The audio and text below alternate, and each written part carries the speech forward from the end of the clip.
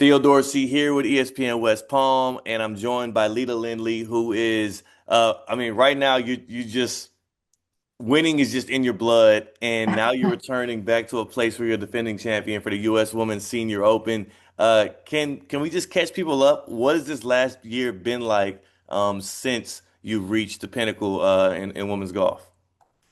Well, the last year has gone by really fast, and I've enjoyed holding the U.S. Senior Women's Open Trophy and sharing it with those in the community. And I've been on sort of a Dare to Dream big tour and trying to take it around to share it with young women and encouraging them to dream a little bigger sooner, maybe than I did. So I've enjoyed doing that, and then continuing to play some this summer and starting to see some good golf where I'm trending in the right direction as I head this Sunday out to San Diego. Any changes in your communication with your caddy here? Any Well, we did have like a little head cover debacle last year that worked out okay. So this year, every wood has a very distinct, different head cover. So we're not going to have any communication issues. So hopefully, we're able to avoid that this year, and we're going to be playing strong. I will say it made the win that much more epic. So that's gotta feel good. Well, it's a nice story at the end of the day. It worked out for us, and we can giggle about it now. It wasn't funny at the time, but funny now. Right. I'm curious. You talked about the tour you've been on to inspire young women in the game of golf. Yeah. Is that something you've already been attached to, or is that something that you now are picking up more because you want to engage more people in it? Well, I feel like as a player on the LPGA Legends Tour, that's one of our mission statements is to help grow the next generation. Each generation stands on the shoulders of the one that came before. And so I do feel like in this season, it is my role to, try and encourage others. And especially as a teaching professional and sort of a mental coach to young people, it's always been my mission to help encourage them. If I can share what I've learned and help them get there faster, then I've done something and left the game a little bit better than I found it. Do you find that a lot of that teaching and mentorship kind of resonates with you in a way where when you're out there on the course actually playing yourself, you're like, okay, what would Lita tell Lindsay to do? You know? Well, no, exactly. And that's actually, it's coaching and teaching that got me back into playing. I tell my students, you have to get comfortable with the uncomfortable. You need to tee it up in tournaments. And if I say that, then I need to practice what I preach. You need to be your own best cheerleader. Again, I need to practice what I preach. So it was really through coaching that brought me back to competing again. And so for that, I'm, very thankful. And I feel like I've learned so much just from teaching that I've incorporated a little bit of this and a little bit that into my game that's helped me play some of the best golf of my career. Speaking of, what was it just 2 weekends ago? PGA National, you got a second place finish. Similar, I mean, you were back 7 strokes on the last round there? I was 7 strokes behind Krista Johnson. And I started off the day birdie, birdie, birdie. And it was just like, okay, well, let's go. Let's see what we can do from here. So I had it. I had pulled even with her. I made a little oopsie coming down the stretch. But, that was the whole point of playing is to get rid of those oopsies now so that when I go to San Diego, hopefully I'm not making those mental errors and just getting maybe a little bit out of my rhythm, coming down the stretch, maybe taking a little bit more time next time just to make sure that I'm seeing the shots that I want to hit visually. So, there's no substitution for competitive reps. I can go hit balls on the range, practice my chipping, but until you get under the gun and see really what's happening, I think that's the most important piece as you get ready to go to a major championship. Speaking of San Diego Country Club, right around the corner now. When do you leave off? And also, once you get there, what is that prep like? How is it different being there as a defending champion?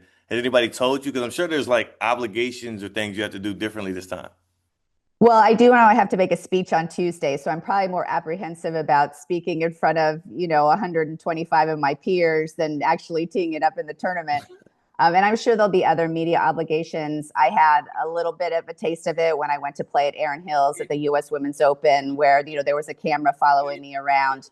So I do think that was good preparation and just seeing what it's going to be like that week. But I'm very excited to return to San Diego. That's where I grew up. I'm a product of the San Diego Junior Golf Association. I played my very first golf tournament just 10 minutes up the road. So it's fun to go back and say, this is where I won my first trophy. And then I'm bringing back the biggest trophy of my career to share with my community. Yeah, that's I mean that's got to feel special. It's got to feel full circle. Are there any like lucky clubs, any kind of superstitions you kind of clinging on to for this one that you're bringing back from last time at San Diego? I'm using the same ball marker that I have for the last three opens, which got me second, second, first. So Yep.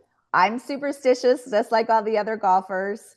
There is a lucky charm in my bag that Akiko Fukushima's dad gave me a really long time ago, back when I was on tour. It's this little wooden club that has my name on it that my husband has kept in the bag and transferred from bag to bag to bag over the years. So that will be with me.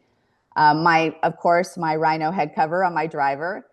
You were going to try and channel that Rhino spirit and go charging at our goal full speed. So my Rhino scud will be on my bag.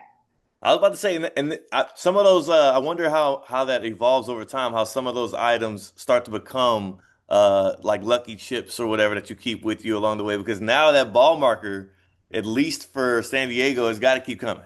It does. It will be there forever. So I Yes. got to hang on tight to that. Yes, yes. Are you for you specifically, what part of your game do you feel like you're gonna be able to rely on the most? Coming back as the defending champion. Last year you didn't make it easy on yourself, but you did finish the job. What are one of the things you want to like tighten up to maybe make it a little bit more comfortable down the stretch? Well, when I get there, I'm going to focus mostly on the greens. Here in South Florida, we're sort of in our off season and greens are a little bit slower. I anticipate that when I get to San Diego, that the greens will be much faster. Plus, it's a different kind of grass. It'll be Poana greens. Mm. So I'm going to spend a lot of time on the putting surface, just trying to get used to the speed. I mean, ultimately, I feel like I'm hitting the ball well. So ultimately, it's going to be whether I make those putts. And that's what I did so well last year. I hit my wedges really good, and I made a lot of putts. So I'm going to focus on that and then just try and work on rhythm and tempo and, just trying to breathe a little bit. I know it's going to be a long week. I'm going to try not to put a lot of stress on myself or pressure, so to speak. I'm just going to take it one shot at a time, which is what I thought I did really well last year. When do you actually take off to go? I leave this Sunday. Got you, got you. And from here till Sunday, it's mostly just prep on your own. You're not playing in any kind of actual competitive tournament or anything. No tournaments. I'll get 2.5 practice rounds in starting Monday. We check in Sunday and then practice round 9 holes on Wednesday, just to kind of get a feel for the golf course the day before. And then we tee it up Thursday and we see what happens.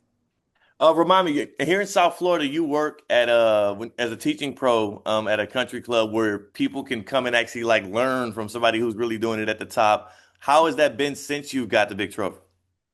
Well, I work over at Old Marsh, and I've been there, I believe, for about 9 seasons Yeah. now. And so the last couple of years, with my success on the golf course, my lesson book has gotten a little bit busier, a little bit busier, a little bit busier. So it's been a little bit more challenging trying to juggle other people's golf with my own golf.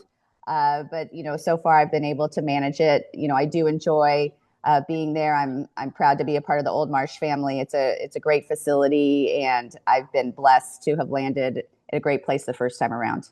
And how do, because like I know when it comes to taking golf lessons and whatnot, especially when you have a really good golf instructor, you're buzzing their line as often as possible. How do you balance that with your students where it's like, hey, can y'all just give me these next few days? I gotta focus on me.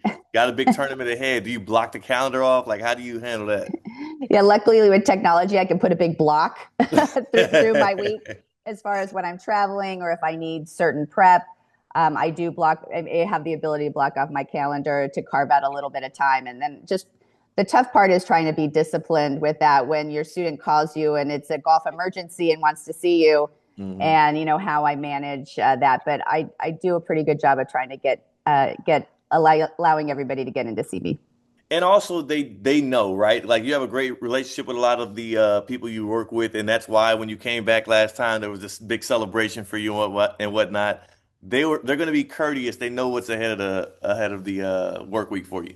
They do, and I have a whole club full of members that are cheering for me this week and are going to be tuning in to watch and cheer for me. So I have some members that are coming out to San Diego to watch me, and I know others will be cheering from afar. So certainly they understand and they get pretty excited when I go to play in these tournaments and to see how I do.